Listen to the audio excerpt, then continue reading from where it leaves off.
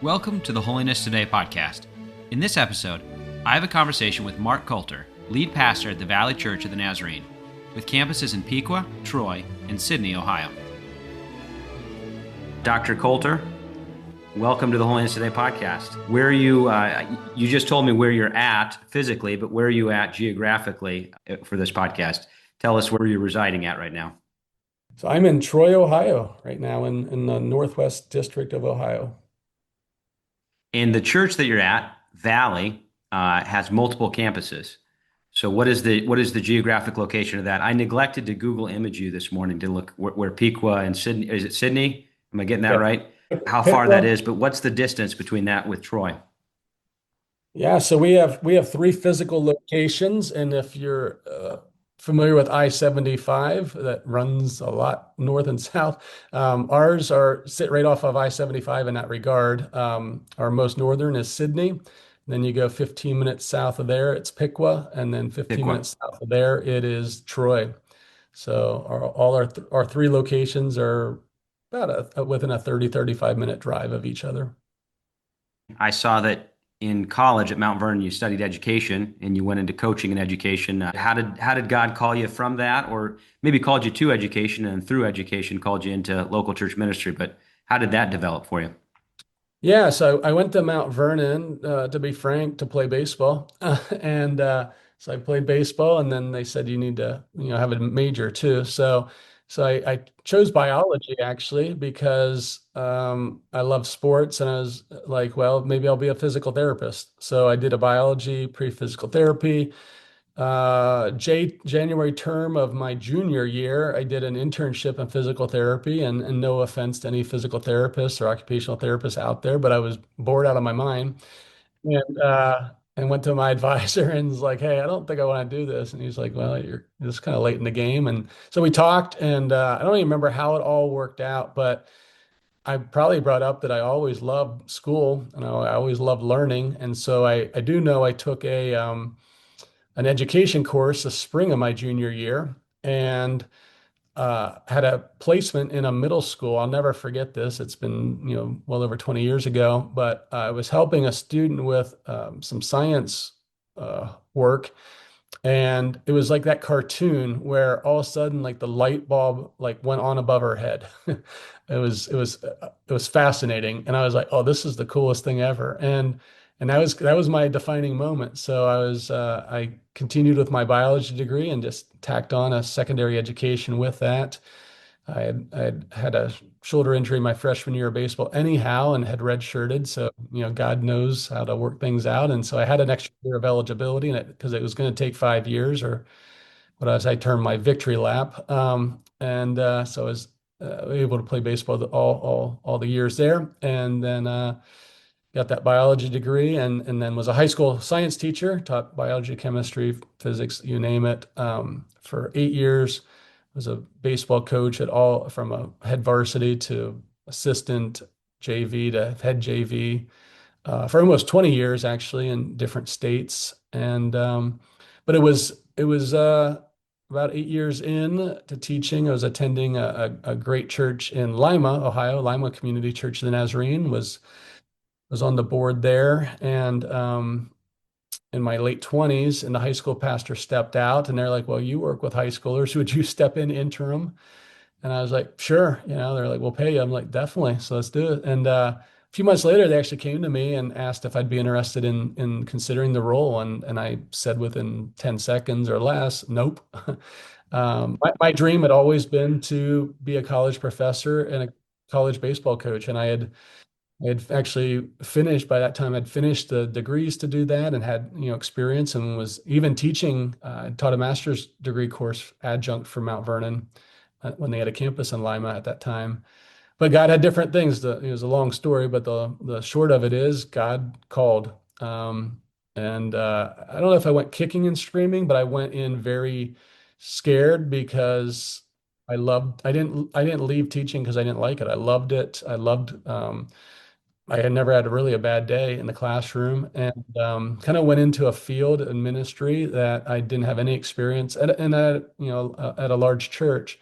So I was definitely had a a lot of times of conscious incompetence, which is like the valley of shadow of death. But I got into youth ministry there. So I did youth ministry, and then God just kept calling to different things. So, with that call, was it a very particular, clear moment, I guess you could put it? Like, was it very, very clear, or was it just kind of, you know, I think it's Ernest Hemingway says, things happen two ways, gradually and then all at once. Was it kind of a gradual and then all at once feeling, or was it very clear for you? How do you look at that when you reframe it backwards?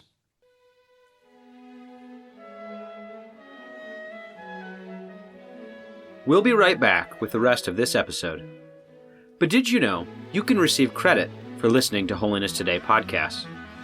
Holiness Today podcasts qualify for lifelong learning with the Church of the Nazarene.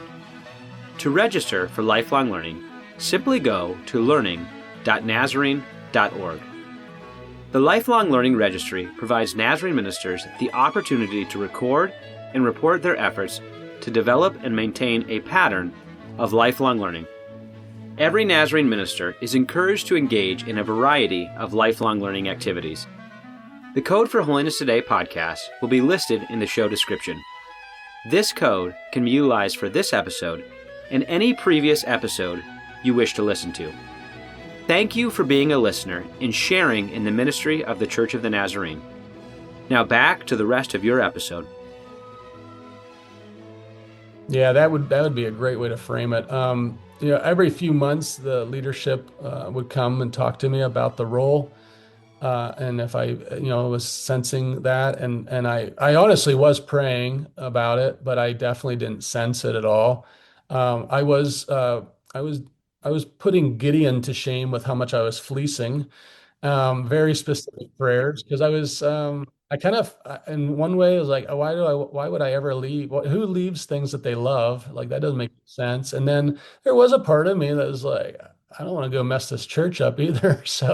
Um, but every prayer that I was praying, like wildly, it's not wildly because it's God, but just wildly of how specific some of the prayers were, he's answering them to the point where, okay, like what's going on here?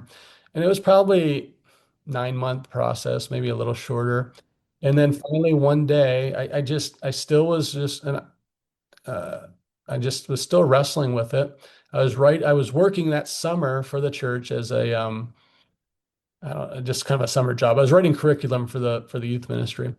And I was writing a series on faith, and the last week of it, I remember this very distinctly. It was July 5th, 2010. The sermon was on Joseph, and God, doesn't. I wish He spoke to me like audibly, James Earl Jones. It'd be sweet. Got this deep nudge that said, "Mark, you always need to see what things look like before you'll take a step out. That's not faith." And as it would have it, right about that same time, no joke, the executive pastor messaged me and said, "Hey, I want to just have before we move on, we have other candidates. Before we move on, I just want to have one last. Is there any interest?" Or I said, "It's like something crazy. We need to talk." Like, and then I just went through with her all the things that God was answering and it just and I'd gone through a formal interview process too, of course, but or did after that conversation, and that's yeah. So it was a definite call. There's no doubt about it Yeah. that got Yeah. called. So was that after I saw that you had done a doctorate in education? Was that after you had done all that educational experience in the educational field, or did you continue on with that education? What did that look like as you got called into ministry with preparing yourself for ministry? What was the connection there? Yeah, God's sense of humor is sometimes just not very funny. But I had actually finished the doctorate in education in October of 2009. So if look at the calendar, a few months later, I knew God was up to something. I had some restlessness. It wasn't, again, I still loved what I was doing, but I could just something. some things that I was involved with the church were exciting me. I had taught a class on something biblical that I remember leaving it at like 9 o'clock at night and just being like, man, I'm more excited about that than I was about teaching biology. Like what? There's just some odd things, odd, they're quote unquote odd, right? But yeah, I had finished that degree in October, and then fast forward to July, so whatever that is, 7 months later, here I am. God's flipping it upside, which was a part of the big, like, what in the world's going on here? Who finishes a degree in education, a doctoral degree at that? And again, all my dreams, and that's part of the process. God was reorienting me to say it's okay to have your dreams, and it's okay to be ambitious, but again, what we know is sanctification. Like it's all mine. Do I have all of you, or do I just get whatever you think you're going to give me? And that was the when we talk, moments. That was a moment that I had to make a decision. All right, he's my savior, but is he my Lord? Um, so yeah, it was definitely. You definitely don't hear that every day. Of you finish a terminal degree in one field and then leave it 7 months later. Yeah. Well, and I'm sure God, in his sense of humor, but in his way to prepare and orchestrate everything, maybe you could share a little bit, but I'm sure a lot of what you've learned in your educational sphere overlaps with what you do in ministry, but maybe a couple tangible ways, you see that. But what does that look like for you, or how did that look like for you when you got into ministry? I'm sure you were pulling from some of that. Oh yeah, I mean, just communicate. The basic things of communication and planning, and of course with curriculum and all that background I had. And perseverance. I always tell people if you get a PhD in like biochemistry, you're just really stinking smart. If you get one in like in education, I mean, you might have intelligence, but you just finish things. 60% of people don't or tend to be more ABD, all but dissertation. I was like, who would ever tap out? Like, and then you get to that point and you're like, oh, I get it. Like I wanted to quit every week. So just some of that's just the perseverance. Ministry is hard. It's one of the things I learned early on is it's no more physically exhausting than any other field, but the emotional exhaustion and just the spiritual warfare is a whole different stratosphere. And then you do learn a lot of those. That part of the process of just sticking with something and knowing that that's what you're supposed to do, that definitely had carryover too. So after that, you were working at Lima in their youth ministry. Did I see correctly that you went on to, did you go up to Michigan for a little bit? Yeah, At we some point? did. Yeah, Yeah. Dan, who was the lead pastor at Lima, took a position at a church in Michigan and invited a couple of us to join him on staff there, Yeah. and I was one of those. Yeah, Was it, because you're from Ohio, you're an Ohio native. Am I I'm understanding that actually correctly? I'm a Pennsylvania native, You're a so I'm Pennsylvania native, so you didn't feel too out of place being in no, Michigan no, for a while. no, no. I'm actually I grew up 25 minutes from Penn State, so I'm a diehard Penn State fan. Oh, okay. So So you there so was you get no there, annoyed probably at the silly rivalry between Ohio State and Michigan. Then you don't get embroiled into that one too much. yeah, it's actually living in Michigan, you find out that Michigan folks, some of them don't have more of a rivalry with Michigan State than even Ohio State. Yeah, that's true. It's Yeah, these Ohio people that's all they have, right? And so they're yeah, yeah. they're they're they're torn people right now because they've lost to Michigan. I think what I is it, know. 4 years in a row, but they also won a national championship. So they have some Mixed struggles feelings. going. Yeah, they have some mixed feelings, but yeah. So yeah, we were in Michigan for about 4 years. Yeah, Detroit area, is that where it was at? Yeah, it was Detroit first. A Hilltop is their name now. So it was about 30 minutes west of the city, kind of between Yeah. Detroit and Ann Arbor. Actually, Okay. right between Detroit and Ann Arbor. So, were you doing youth ministry at that point in time as well, from Lima and then into Detroit? Did you stay in I youth was. ministry for that? Yep. Yeah, yeah. Yep. Went up there, did youth ministry for that time. Yep. As you obeyed the initial call, what were some of the development because eventually, obviously, fast forward to today, you're a lead pastor. But what was that like transitioning from a youth pastor into more lead roles? And did you feel, as you already mentioned, that you're transitioning fields as well, but did you feel that along with that? you're kind of one of those people that seems to be in lifelong education and loves to educate others. But what was that like as you were developing into those roles from an education perspective? Maybe not, officially going to school, but just as you developed, what did that look like for you? Well, part of the process was in 2008 when I started colliding with more missional communities and that those expressions of church. That's actually what played a that was a foundational role of why I left the classroom because Lima at the time was had a multi-million dollar youth facility, big events, which is fine. There's nothing wrong with that. But I remember talking to them like, why are you guys talking to me about this? Because I'm like an introvert. I don't like big crowds. I'm more passionate about discipleship. I was like, you Hmm. know me, I'm on the board. I've been here for 7 years like this. And I remember them saying to me, like, no, we feel God's calling us um, to see more missional, I don't know, I don't really like the term missional versus attractional, but I'll just use that for clarity's sake. And and we think it's going to start with the teenagers.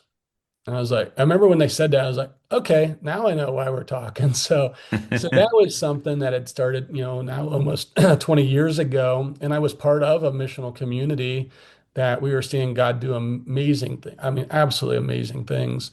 That was part of still what I term as the gathered expression, the church as we know it, and ministries and that kind of stuff. And so I saw that.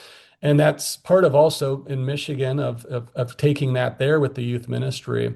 And again, the same deal we saw went from like 4 kids at one of these missional communities to in a year 40. And I could go on for an hour just sharing those stories of people who didn't know Jesus yet, their families coming, triplets who were Muslim who started coming to this missional community.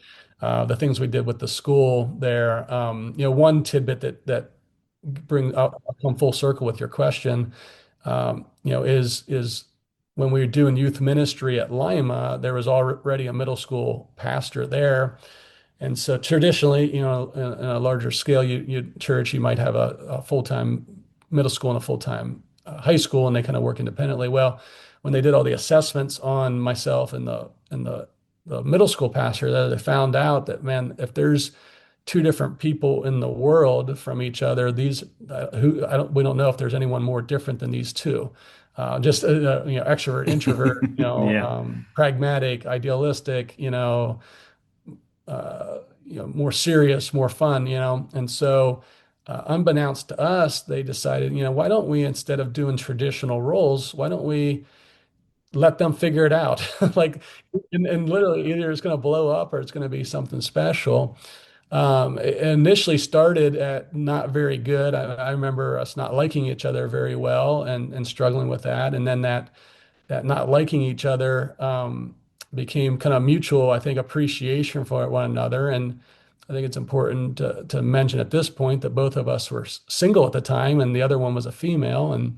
And so over time, that Jessica and became my wife. And so Oh, we met wow. we Wow. met doing youth ministry together.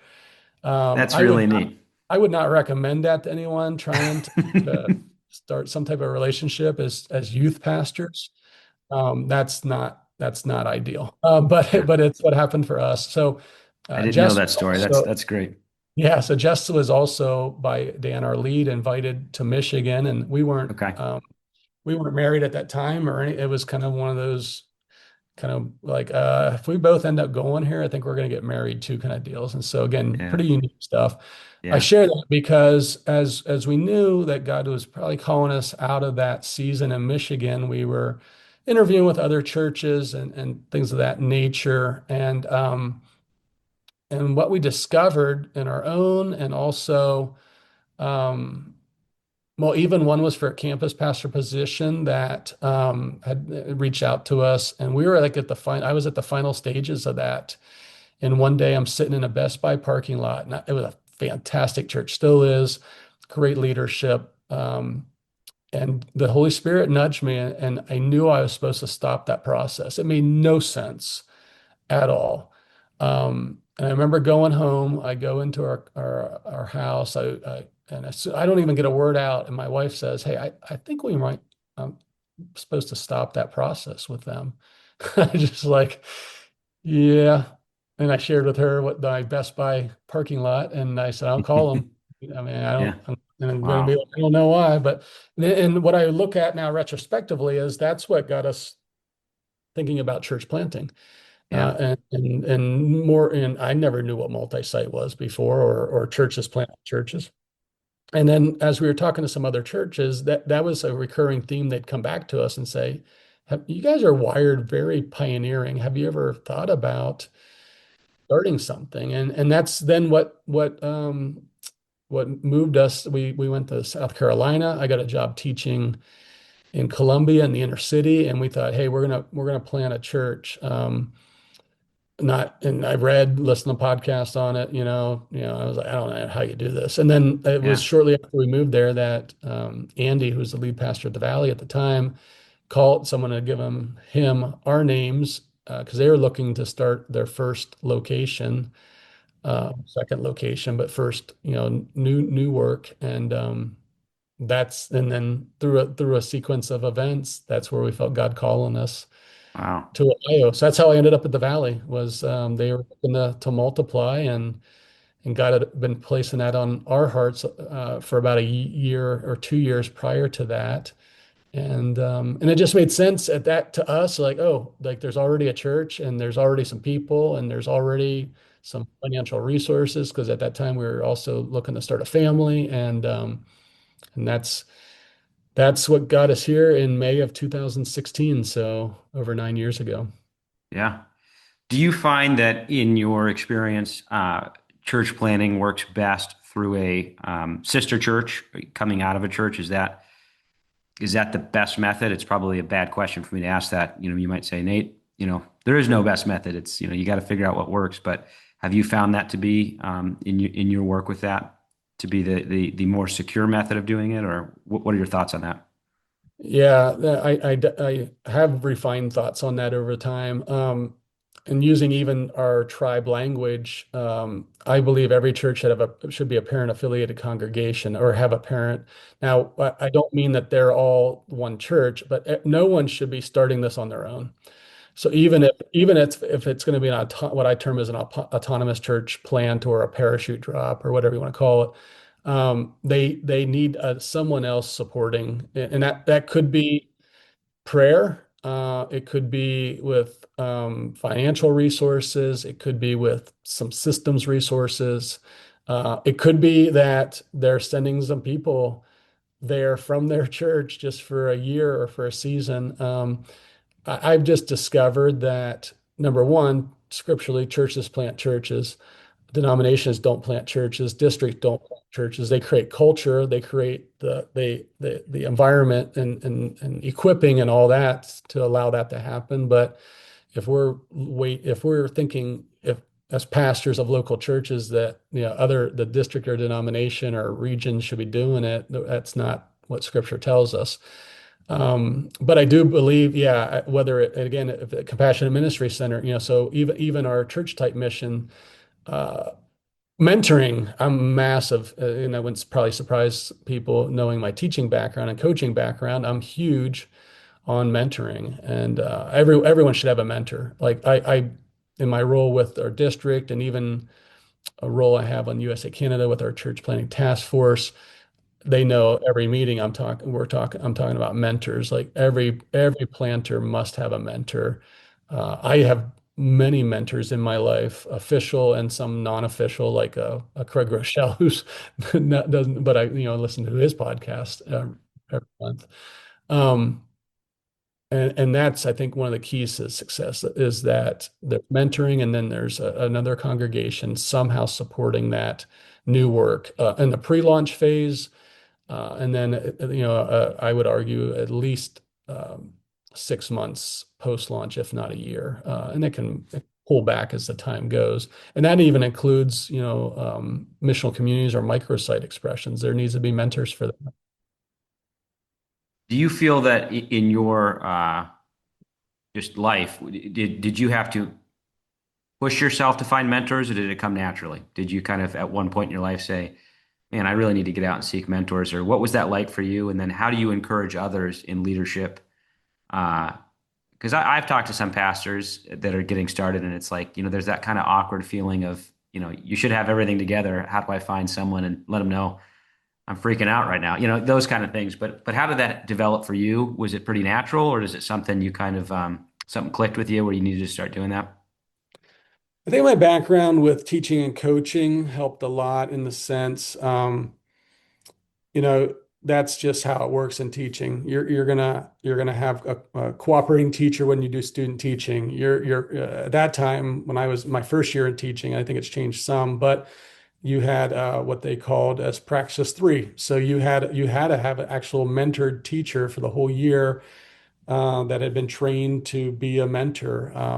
And then, of course, in coaching, and probably even as an athlete, especially at the collegiate level, you're going to get a lot of mentoring.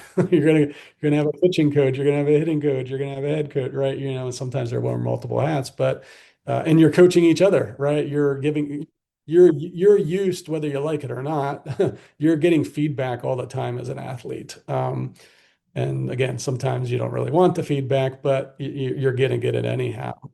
And and again, that's where, to me, through college athletics taught me, you can choose to reject that, but there's going to be a lot of other players who are even more athletic or more talented than you. So feel free to reject it, and then sit the bench, So, so I think that's just kind of what I've always had or always been used to. But I will say when we hired a mentor uh, to go multi-site.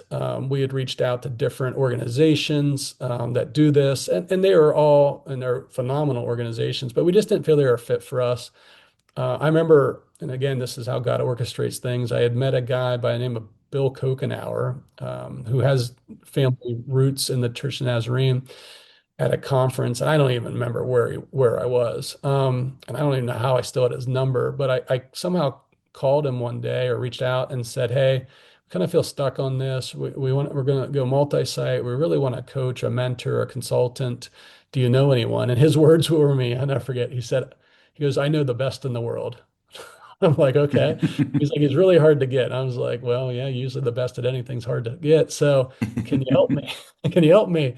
He said his name is Wade Burnett, and he's with Multi-Site Solutions and Jim Tomberlin's organization. Of course, Jim it was the one who led Willow Creek back in the 90s multi-site. And so I don't know, again, God, right? But Wade called and it turned out that Wade was wired to take on the hard ones. He wanted the average church size of a multi-site is at least 1,000. Excuse me, at least 1,200. Now it's actually tilted a little bit more towards 1,500 to 2,000.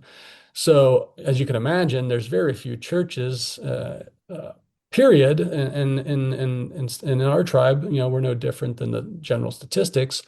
Um, and we were running as a church, I think 640 at that time. And so Wade, I always tell people, like, how's the valley end up the way it is? And I was like, number one, God's favor and blessing. And number two, Wade Burnett. 'Cause he coached. There were certain times, because I remember telling him on the phone, Wade, I don't want someone to just tell me I'm doing it right. I've read every book on this. I'm going to listen to every podcast. I'm going to read every article. It's just I'm going to network with whoever. It's just how I'm wired.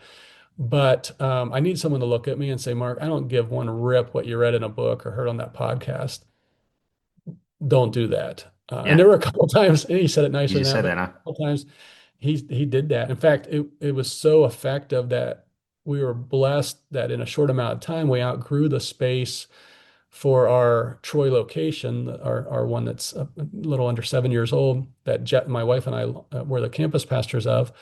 And we rehired him to relaunch about 2 years after the initial launch, or 18 months after the initial launch. So, and that really then set me on a trajectory of like, there's no way you can not have mentors in your life. So, I mean, I'm blessed right now. I have a leadership mentor in my life who is amazing. I have a guy who not in the Nazarene tribe, but he led a church of almost 3,000, and God's orchestrated it. He's a mentor in my life now. Even people for counseling, never ashamed to talk about that. So I have a counselor, that's that, I call it checkups, every so often and financial, you name it. I mean, I think I have six people right now in my life, and they're just, it's not always the case, but they say that the most influential years of a person's life are between the ages of 55 and 72. So if you're a listener on here and you're 55 to 70, we need you. We need you Yeah. big. Yeah.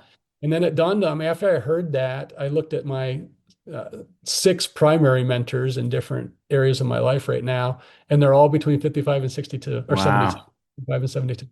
I'm like, hey, that's pretty cool. So Yeah. no, that's why people always hear me. Like, I think it's scriptural because we're Yeah. told, For sure. Yeah. God gives grace to the humble, but not to the prideful, right? And so I'd rather have his grace than him opposing me. So, he opposes the proud, gives grace to the humble. So to us, it's just a posture we take here. And set that tone is to lead a course that we're going to have mentors and we're going to mentor each other. Several questions on it, follow-up questions, but one initially that, and I think our listeners are much more astute than I am. So I'm just going to ask it because I don't know. But what is the biggest challenge of going multi-site? Like when you were doing that, what was that you thought, I can't handle this. I need to get a consultant on this. I need a mentor. There's probably several, but maybe you could list a couple of those challenges. Yeah, the phrase I use often is that multi-site changes everything. And what do you mean by that? What I said, it changes everything. I mean, Hmm. structure, Hmm. you know, uh, philosophy, decision making rights, you name it. And then each one is, what got us to two wouldn't get us to three. What gets us to three, and if God has future things in store here at the Valley, what we're doing now won't, actually we're running through the process now of if the Lord were to shine his favor upon us and we would double and have six locations, and each location we had right now were to double.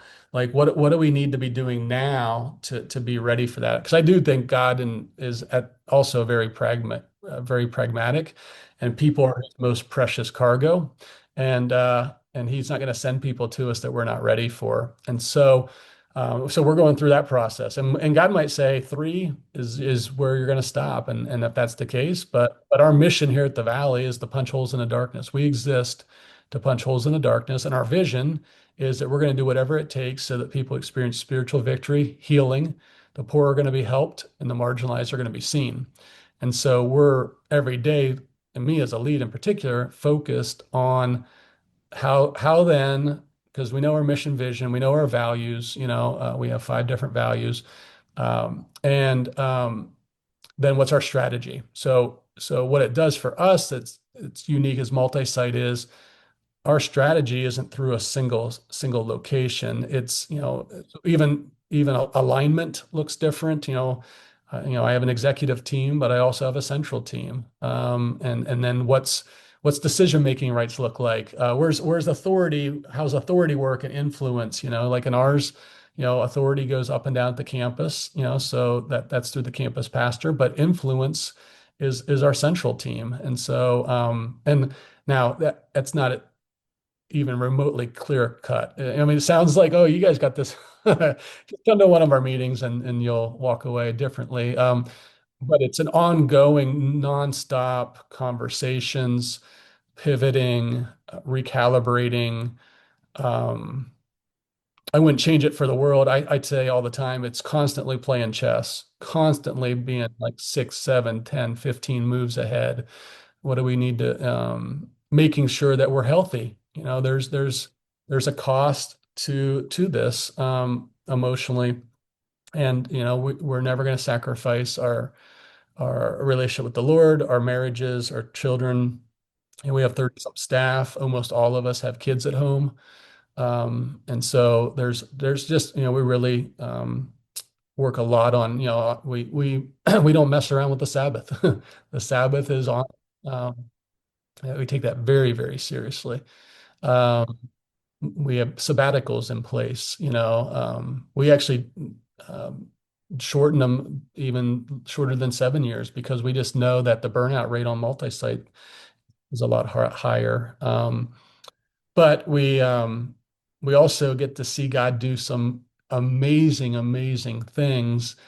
I mean, one of our locations is having just one of our locations is having 16 baptisms in 2 weeks. Wow. All three of our locations had salvations this past week, just this past Sunday. So we have people stepping up to start mission. These we call them valley communities. Um, and one's called From Chains to Change. So CHAINS to change, CHANGE. And it's for men who have found freedom from addiction or from incarceration. Two men who fit that are leading it, and they already have three other men in the community who don't know Jesus yet, and fit that, whether they're coming out of incarceration or living in addiction right now, and we just know that there's gonna be holes punched in the darkness in their lives. I think I'm stealing this concept from Life Church, but something that I've heard, coming out of that they have a creative chaos. There's a certain level where they want to keep a culture, but they don't want to be too controlling. I could see that being a multi-site um, challenge. Uh, Along with that, do you foster once a month, once a quarter? Do all the churches get together, or how do you work to make sure you don't want to be controlling, but you also don't want to probably lose a cultural cohesion? But what is that challenge like as a multi-site uh, pastor? Yeah, they always say there's what problems to solve, tensions to be managed. So for me, it's universally a tension to be managed. Now, for me as a lead, and I actually do lead one of our campuses still. It's about through the campus pastors. Our campus pastors are the key to everything for us and our central team, but specifically the campus pastors. So I spend a lot of time with them. And they're the ones who help carry the DNA. They're the ones, helping with the mission and the vision and seeing that come to fruition as we have our discipleship strategy and the other things that are about, that bring alignment to see that mission and vision come to fruition. They are the DNA carriers. To put it simple, they carry the DNA. So yeah, every model is different. So our model is different than a life church. We use live preaching actually. So we have live preaching, and I'm not against video, but we just use live. It's definitely more challenging in many ways than video. I 100% understand why different churches do video, why consultants even highly recommend video. I totally get that. But it's just kind of not where we feel God's called us. If He asks a future location, if I have a campus pastor for a future location that's gifted off the charts as an administrator and a team builder and a vision caster, but just doesn't have the anointing to preach, then I'm gonna then do video or we'll do hybrid or something. But yeah, so we don't have all our campuses get together for we did actually one year for Christmas. It was kind of an abnormal thing, but we did a huge thing at a performing arts center for the because our whole goal was to try to reach 1,000 people in the community who did not know Jesus, and so it made sense to do that. But for us, it's in my role as lead, it's just spending a lot of time with my executive team and my central team and my campus pastors. And do you guys meet regularly together? Is that weekly? Is that monthly? Or how often do you all meet together, the campus leaders of the church?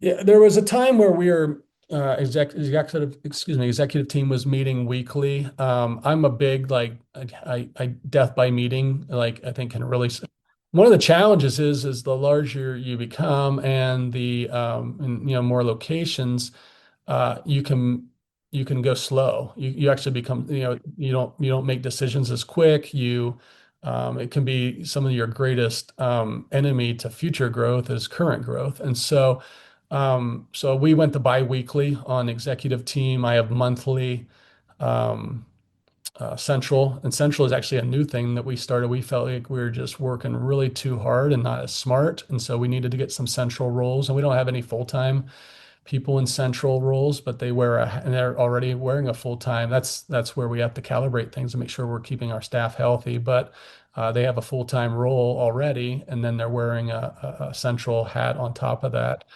Um, So yeah, but my campus pastors or any executive or central have, they have access to me at any time. And maybe it's because we got kids at home and we're trying to juggle, pickups and drop-offs, and now we're school's starting soon for us here. So we have parent meeting, I think we have a teacher meeting tonight with our fifth grade. We do a lot. We don't have our staff phones, but everyone has an iPhone, so we do voice memos all the time. So we're Oh on the road yeah, yeah, driving. So we do email some, but like we do honestly we do voice memos. I mean, I might sometimes come out of a meeting and have 7 voice memos from one of the yeah, campus pastors, yeah, but I like it because it allows for faster decision making, consistent communication. We don't have to schedule another meeting. We can tackle it this way, and then then I spend a good amount of time preparing for those biweekly or monthly yeah, meetings. We have now the one thing we do have is we have all campus, all staff prayer on Zoom Mondays and Thursdays at noon. Um, that's a big deal to me. So that's something that it's not required because we have a lot of part-time people, but it's on the calendar. It's a recurring thing. yeah. Now, how do you foster? You mentioned it earlier, but how do you foster and encourage rest? Maybe for yourself, but also for your pastors. What does that look like for you? Well, I wouldn't probably bring any church in to study me on this yet, but I'm committed to growing. We do, Sabbath as a accountability partner at one time said to me, he said, you do know that like, that's just right up there with murder and adultery in God's eyes, right? It's in the top 10. It Us is, yeah, pastors can kind of, you know, just try to justify why we don't need to follow that one, but that's what we I guess would term as sin, right?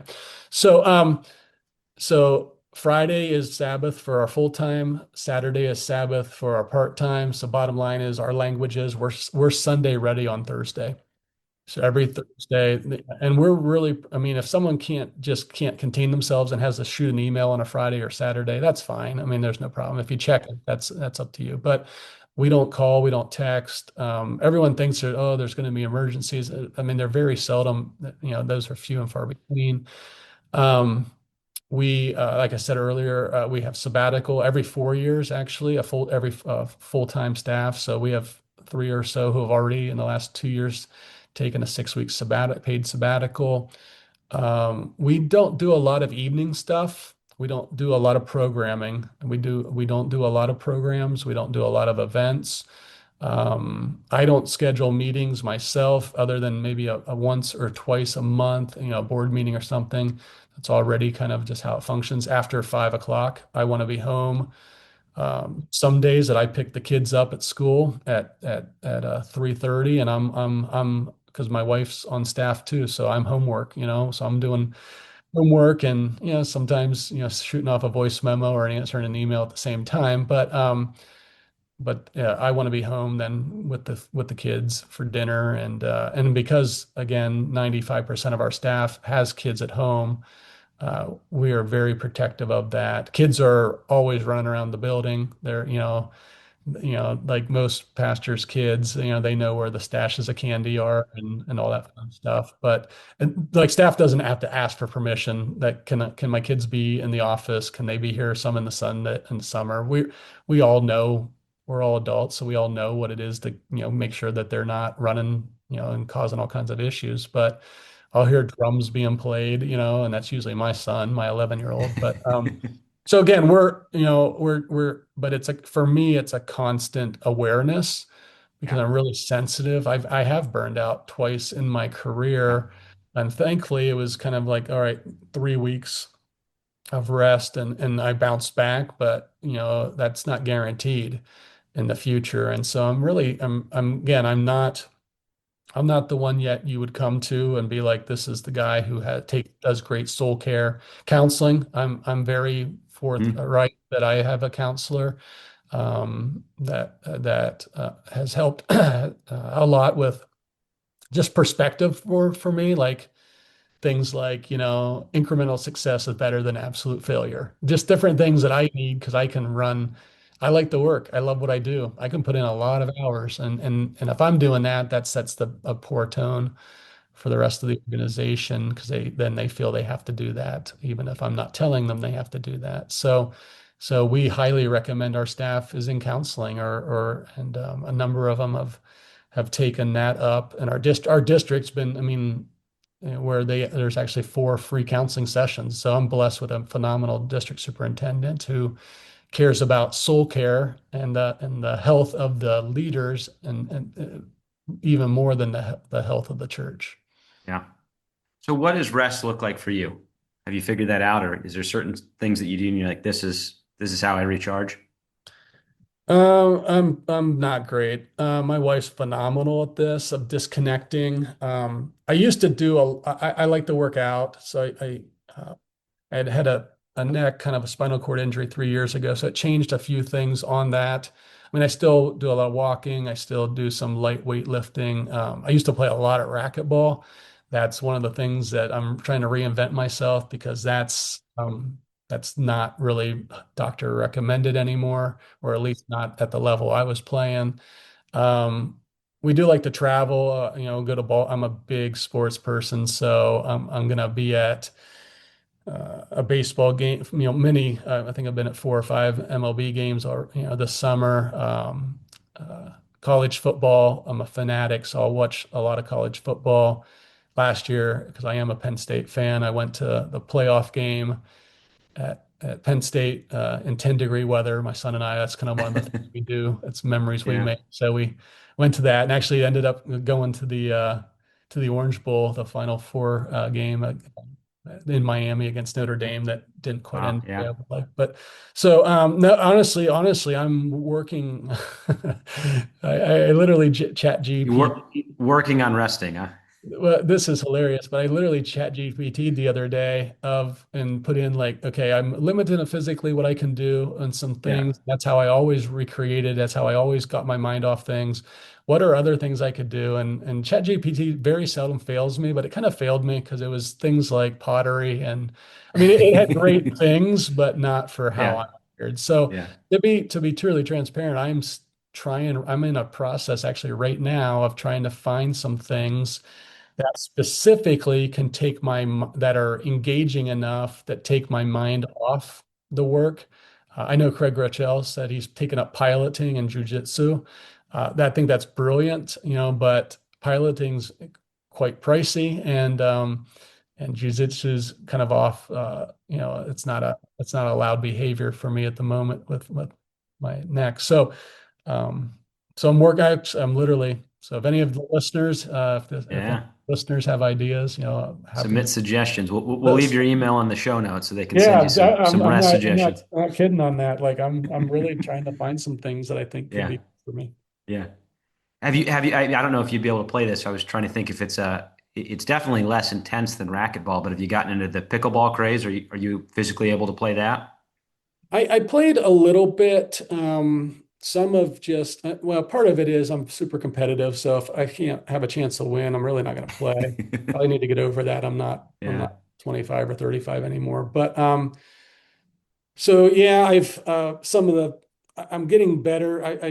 The injury actually created some issues with mobility. So I'm as that's healing, I'm getting some of that back as far as to do things of that nature, lateral movement, and so I do have pickleball paddles in my garage, and I pick in the ball. Um, I got a. It's definitely I think at a season now where I can consider giving that a shot. Maybe yeah. So who are your sports teams? Are you a Pirates fan? MLB? Who is Phillies. it? I'm a Phillies fan. Phillies. Phillies. Okay. Phillies, Eagles, and Penn State. I'm not really, hockey's cool, but I don't really have a team. So Yeah. it's good. It's a good year. I mean, the Eagles won the Super Bowl, so I'm good for at least another year or two. Yeah. Um, Penn State's right now ranked, I think, number 2, season, and the Phillies are leading their division. But it's like anything. Like I can have a fall where the Phillies are in the playoffs and the Eagles are undefeated and Penn State's, in the playoffs. And then in one week, my life is upside down because the Phillies got eliminated, the Penn State lost, Yep. Philly, Yep. right? So Yep. it's a good thing to have 3 teams right now that are successful. but it also can be more nerve-wracking because now like Yeah. you get into bigger games. But I will say the Super Bowl last year, and I know this could be offensive too, because as the Chiefs and of course our global ministry center, we have a lot of Chiefs fans, I think, Yeah, we do. Yeah.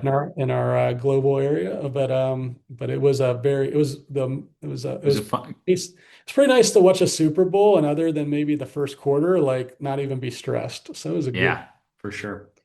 Well, I was born in Arizona, so I cheer for they actually do have an NFL team out there, the Arizona Cardinals. Uh-huh. Usually when I say I'm a Cardinals fan, someone will start talking, baseball to me. It's like, yeah, I get it. There is an Yeah. actual team out there, but they're pitiful. So it Yeah, was it they was yeah. interesting being in Kansas and seeing that Super Bowl because I was cheering for a certain team, but was happy to see that. No, my wife and I have. I'm going to get canceled for this. We have suffered in Kansas City not being Chiefs fans. I'll put it that way. It's I hard to bet. be there as Yeah. non-Chiefs fans. So yeah, Yeah, it's she's like she's from the Green Bay area, so she cheers for those Packers up north. But oh, yeah, yeah, they were a little down last year, but they're yeah, always they were. usually in the thick Yeah, of things. they're rebuilding. Do you get into speaking of hobbies, fantasy football at all? Is that something that you've jumped into? Did it one time, never followed up. Everyone hated me because I was just too busy. So no, my fantasy things have never Never grabbed you. been my thing. I love going to games. I'll try to, especially I mean, NFL games are very difficult, of course, to get to. But I love college camp. I'm a teacher. I'm a learner. So I walk onto a college campus and I smell the learning. Like I just love. I mean, so and it's been a fun thing for my son and I. So uh, we've gone to Indiana to watch, Penn State, but gone to the Indiana campus. We've been to Illinois. We've, been Yeah, to the Happy Valley, of course, in Penn State. I've been to Northwestern. I've been to Columbus. Now, like I said, we've been fortunate to go to two playoff games last year. Actually, went to two Big Ten championship games. So yeah, that's kind of what. Now this year, Penn State doesn't play regionally for us. There's one game. There's a game in Iowa, and I was hoping to go, but it's just not going to work with my schedule. So we'll figure something out though.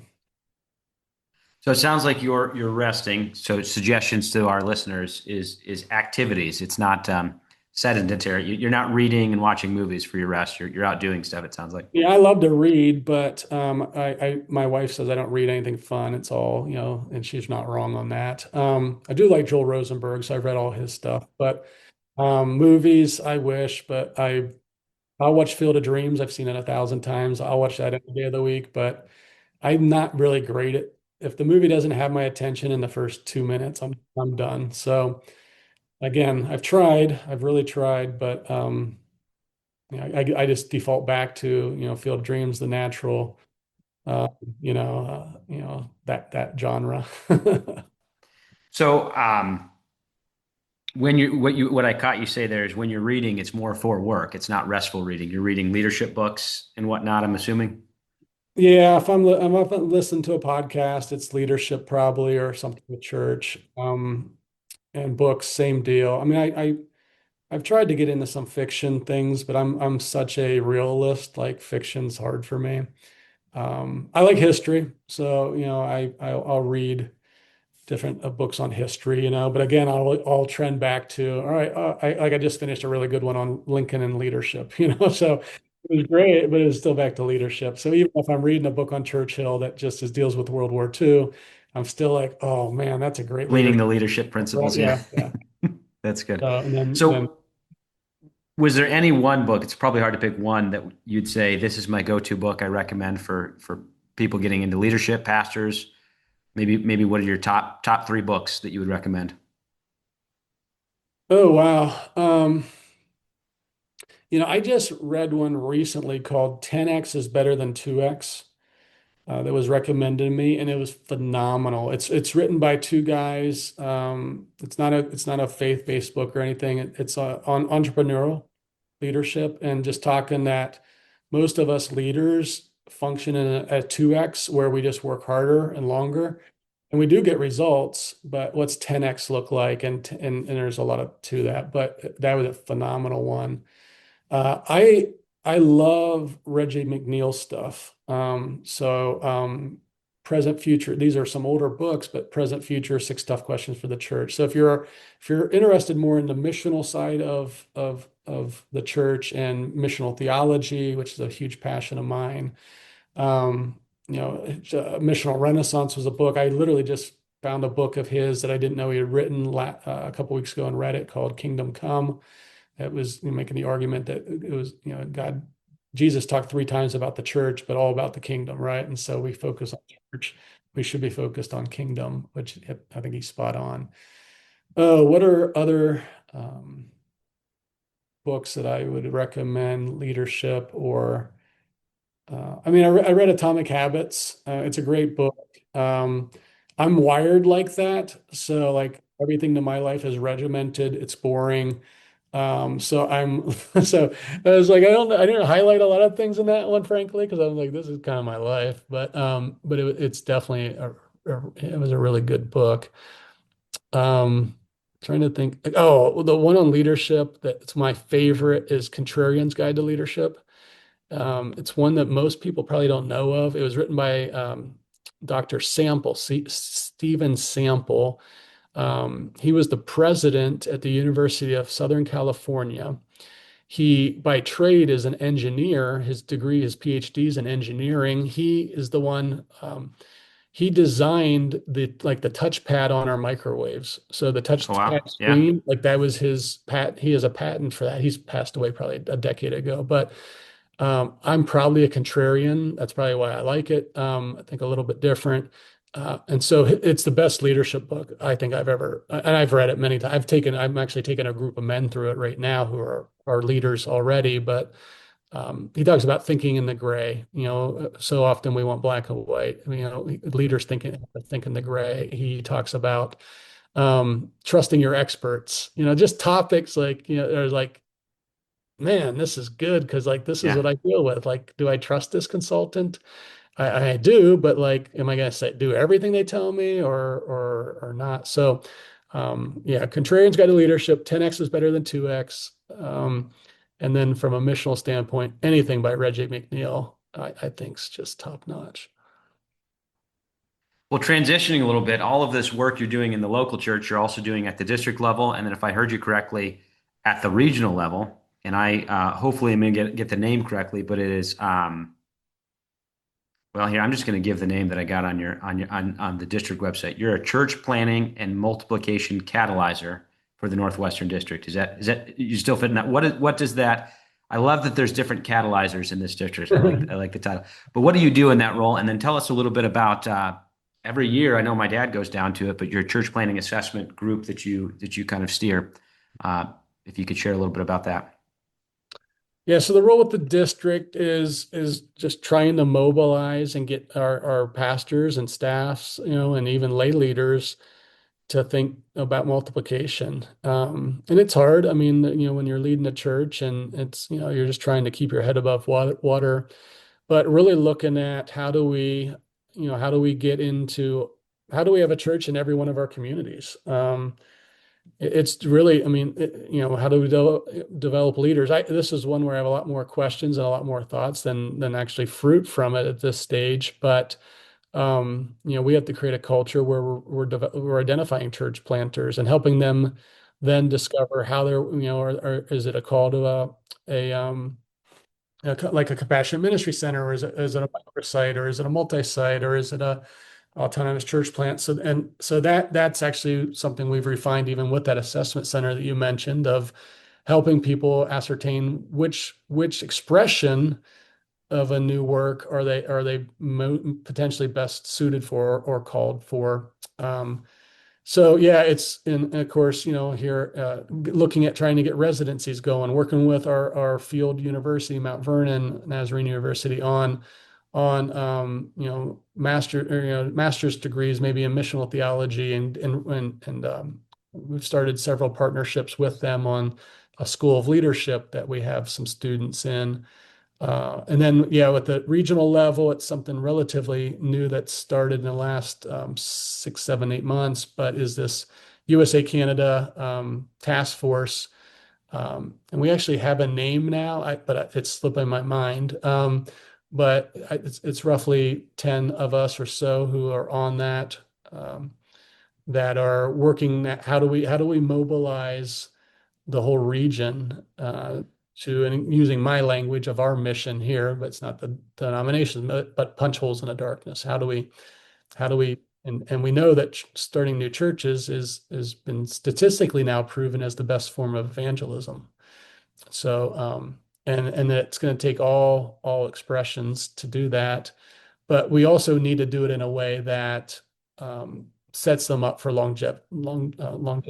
We need to we can't just start to start. That's kind of how I'm wired. Like I don't care if we start 100 of them. If only 10 exist in 3 years, there's 90 people who feel like failures, and that's just not okay. I mean, everything's going to work out, obviously, in the long haul, but let's do everything we can on the front end with residencies, with mentoring, with coaches, with finances, equipping, resourcing.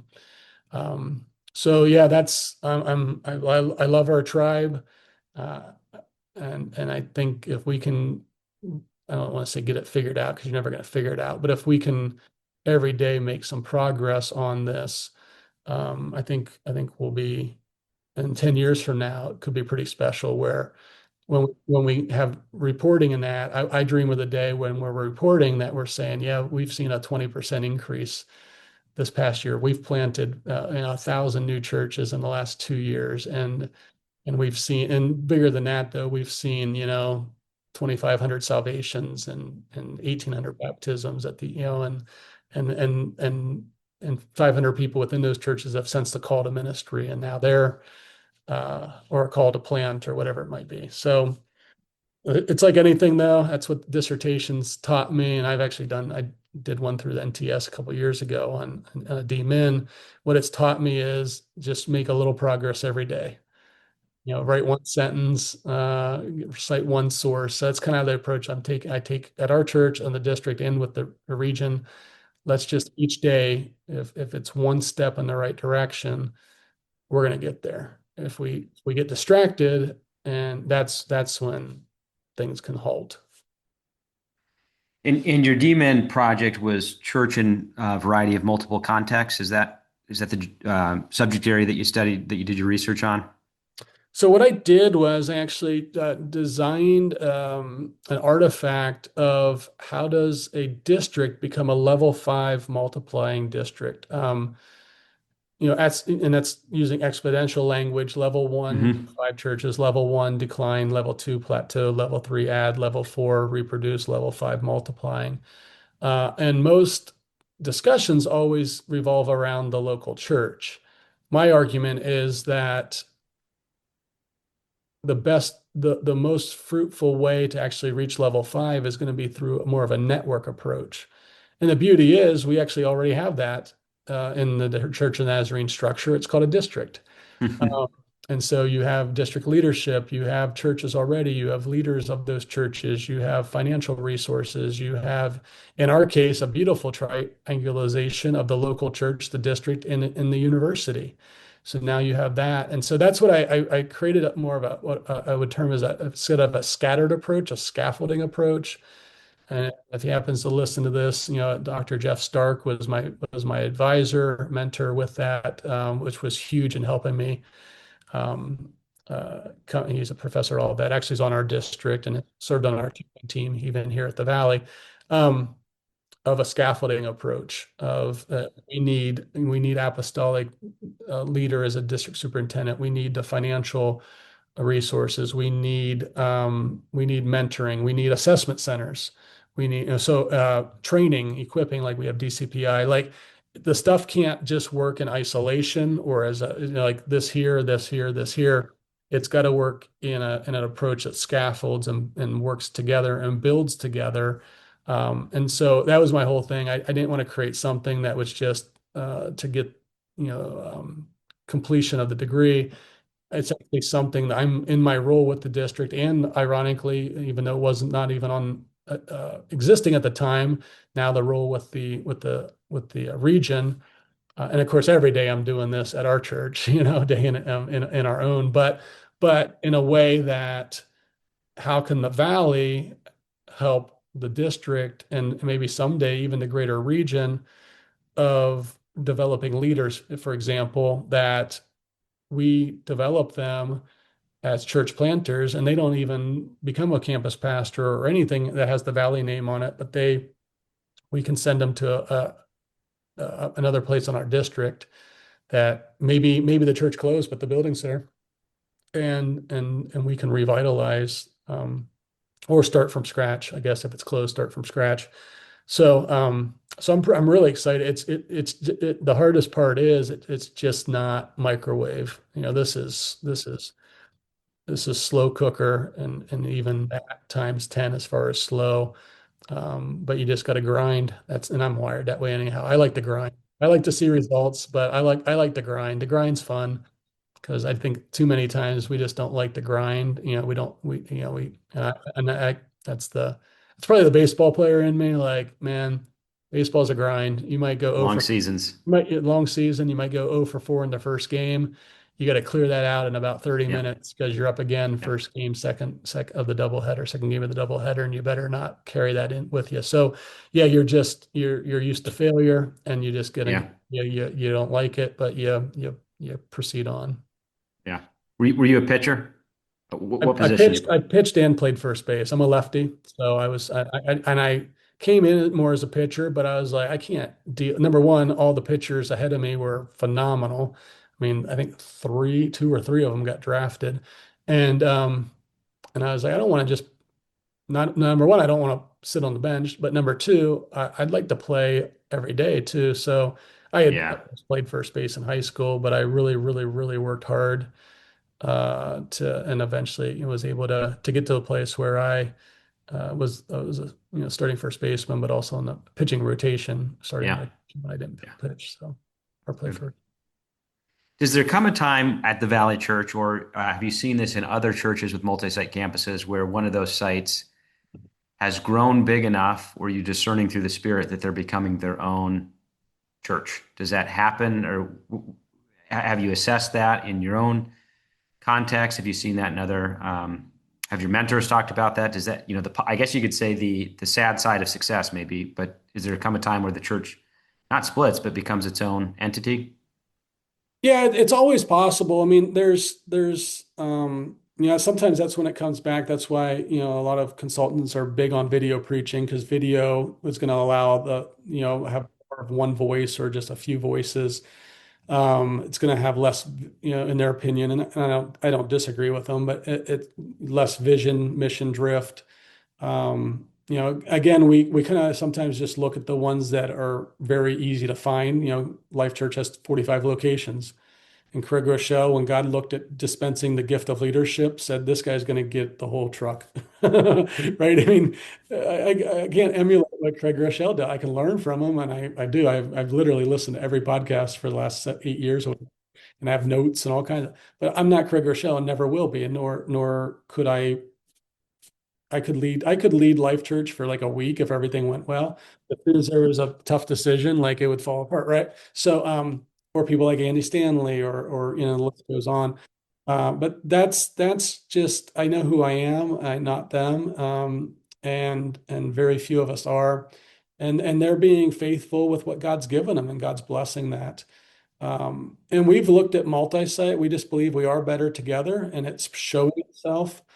But we've also said, if the Lord, again, this is His church. It was never ours, never will be. And so if this ends up being a strategy to start new churches, that then we release. That's the word I would use, but we release to become their own. I don't sense that at all where we are. But if that time comes, then we'll do that. We'll be obedient to that. I think it is a great way. I think multi-site can be a great strategy to start new churches with. A lot of it determines what your philosophy is. Like if your philosophy is we're going to start new churches through a multi-site model to be autonomous in 3 to 5 years, then you know why you're doing it. We started multi-site as a way to reach. We always looked and said, where is there a community that's underserved? for a church like the Valley, a church that's going to be in the community for the community, a church that's going to reach and be unashamed about reaching children and teenagers. I say I make decisions based on 5 and 15-year-olds, not 45-year-olds. Well, actually, I should change it to 6 and 16-year-olds because and not 46 because I'm 46. When I was 45, I never, I was like, I'm not going to offend if you're 85, but so anyhow, um, and I mean it. So we looked at it from that standpoint, and that's the model that we developed to, um, and again, our language of punching holes in the darkness and fulfill our vision too. But you got to hold loose. It's again, it's the Lord, so you hold loose to that. So I think the danger can be I think actually the danger is more of when we treat multi-site as a ministry approach and not a church planting approach. And here's what I mean by that. Like the first time a new church meets, I tell people, you're now a fully functioning body of Christ. Like it's a big deal. And so you better act like that before you even launch.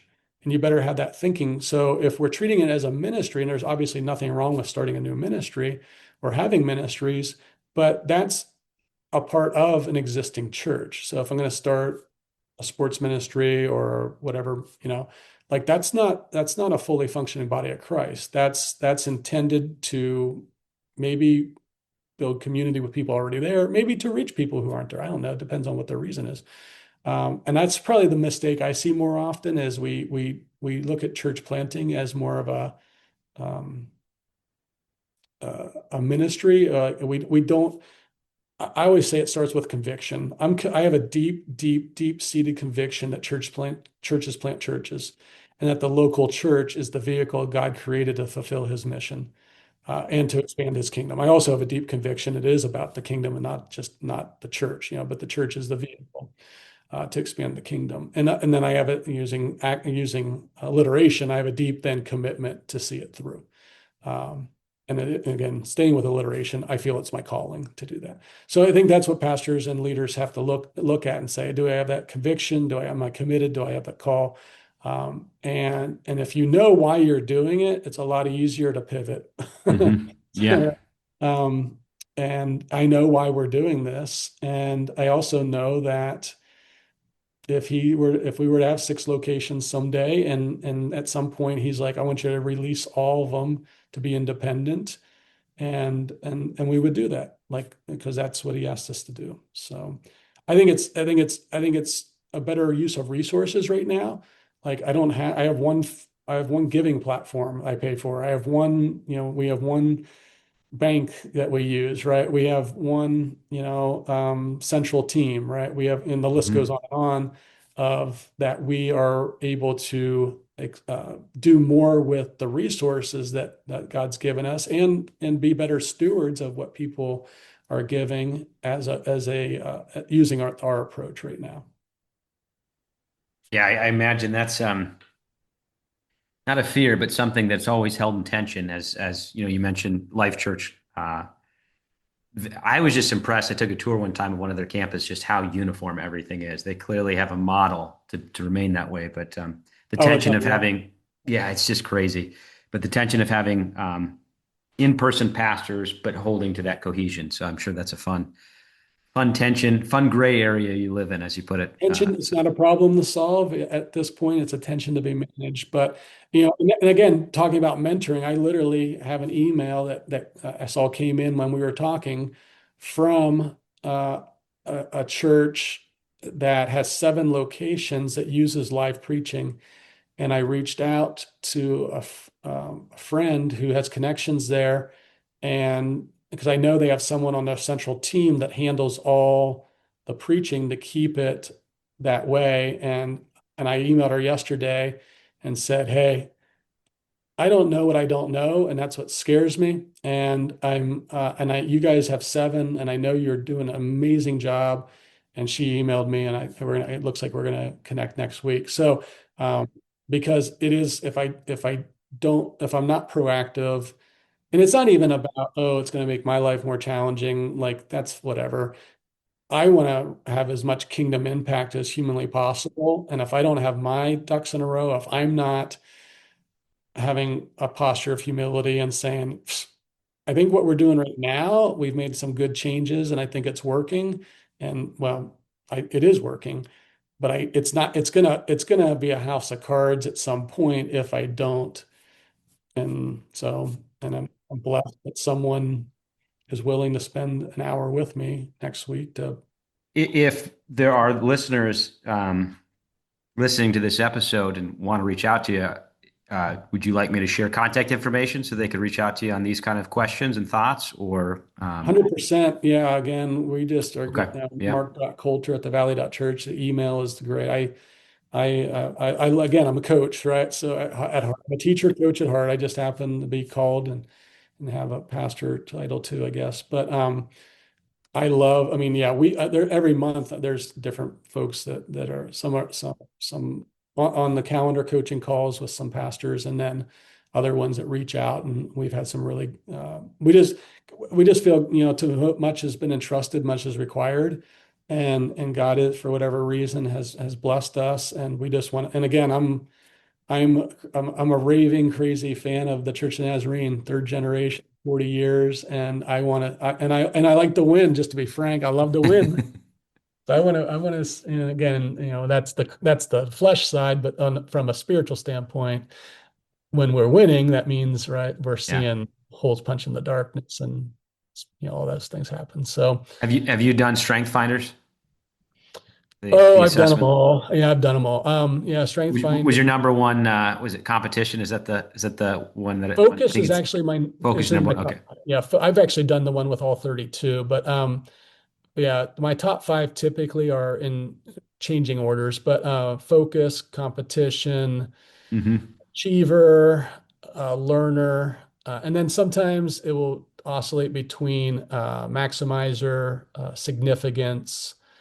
I can't remember which other ones made its way. I jokingly say it's kind of it's a snapshot of a head case disaster, right? When you got focus, achiever, maximizer, competition, like that's frankly why I'm in counseling. So Yeah. Balancing all those strengths. yeah, Yeah.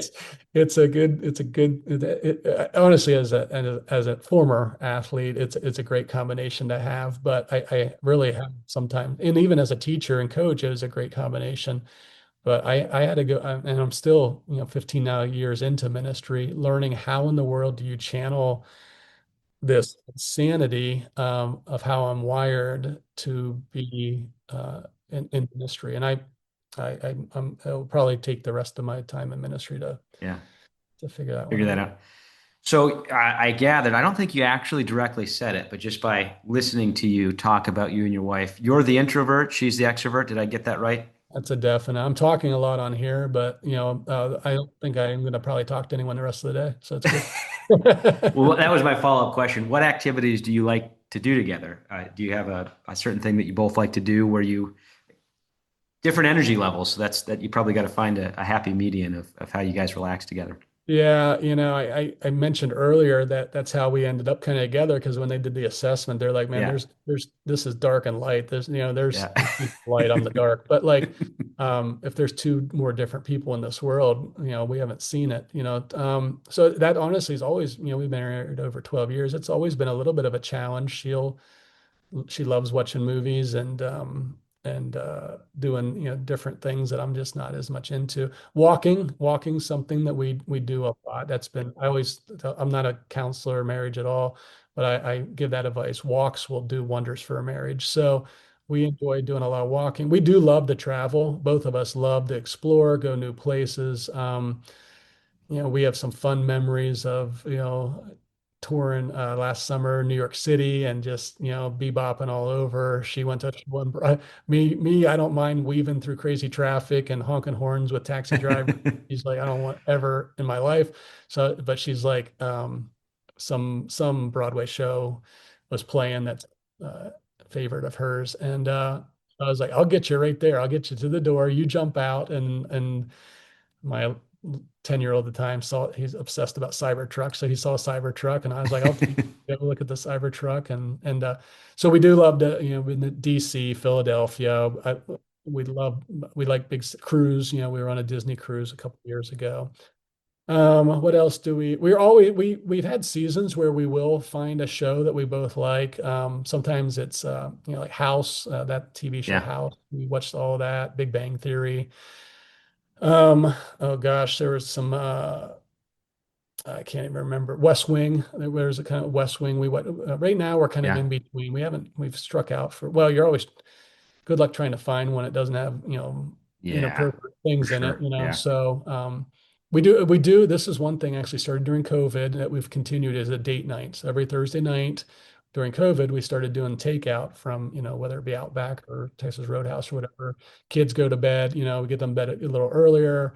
Of course, they're getting older now, so bedtimes are later. So we're doing some recalibration, but we Thursday night, which is, equivalent of our Friday night essentially, we're pretty good at that.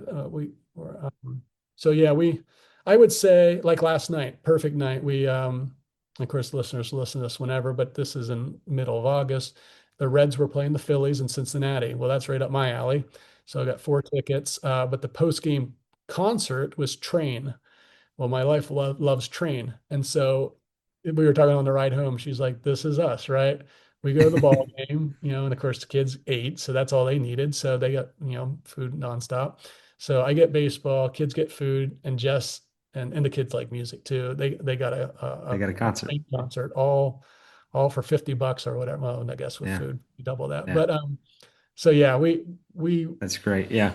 work it very diligently to make sure that we are, Yeah. because we're both pretty type A people, so we can Yeah. start doing thing real quick if we're not careful. Yeah. I noticed I was in the Cincinnati area recently, and I noticed there was a lot of good walking trails. So I hope you have those up in Troy as well. So We do. There's a lot of great trails, bike trails, walk yeah, trails. Yeah, and we're in a community that has some really cool nature preserves too. So we will, and fall's coming, so nice weather and temp. So we'll do a lot of walking. The kids go to bed and we'll stay within reason, but we'll go for a walk, and yeah, that's great. it's good. Well, several things our listeners may reach out to you for suggestions on how to rest and questions about multi site campuses and other mentoring and coaching. But what can our listeners be praying for you in your ministry? Oh, that's great. Well, I mean, and it's not cliche, but man, wisdom, gosh, like wisdom, discernment, knowing when to, in our case, to maybe launch another location. We're getting these valley communities. I mentioned the one Change the Change. We have one called Dragon. It's using Dungeons and Dragons, which I know that's not everyone's cup of tea, but it's punching holes in darkness. This he's a psychiatrist, and we're reaching kids on the spectrum, autism spectrum, using D&D, and he's got like 2 dozen kids. And so praying for those leaders, and Hmm. big on Ephesians 4, that once you become in ministry, then you release the ministry to the body, and so that people would answer the call that he has through the passion they have. Um, and always just, I mean, I've no one in ministry would be surprised by this, but when you say here's where we're going, and we're not looking back, and I've literally said that we're just getting started here, and the phrase I use, we're burning the boats, from Cortez. Yeah, Or the King Country has a song too, but we're burning the boats. Um, there's obviously the enemy is threatened by that. So pray protection over our people, the church, and that goes for, of course, all your listeners too. Because when I have learned, when you say, man, here's where we're going, and we are going to you're using Mark Bain's language, we're going to depopulate hell. Or if you want to spin it to another way, we're going to make heaven full, whatever way you want to yeah, look at it. yeah, Um, yeah, the enemy doesn't just sit there and, now you're a threat. So I would say that's the big stuff for us. yeah. Well, thank you for sharing this time this morning. It was a pleasure for me. Good to get to know you. Hope this continues on in our relationship and friendship. But I love to. Part of the reason I love podcasting is I get to know wonderful people doing great work throughout the Church of the Nazarene. So thank you for sharing that with us and our listeners. Oh man, this has been a blast. I mean, this has been great. And absolutely, yeah. I'll probably be texting your dad here shortly saying, hey, Good job, Dad. So no, this Well, has been a wonderful time together, Nate. I'll pay you. I'll pay you later for that tax. So no. Go for it. Yes. Yeah. I'll give you my Venmo. Yeah. Well, thank you, sir. God bless you. Good spending Yeah. this You morning too. with you. Yeah. Bye. Thanks, Nate. Appreciate it. Bye now.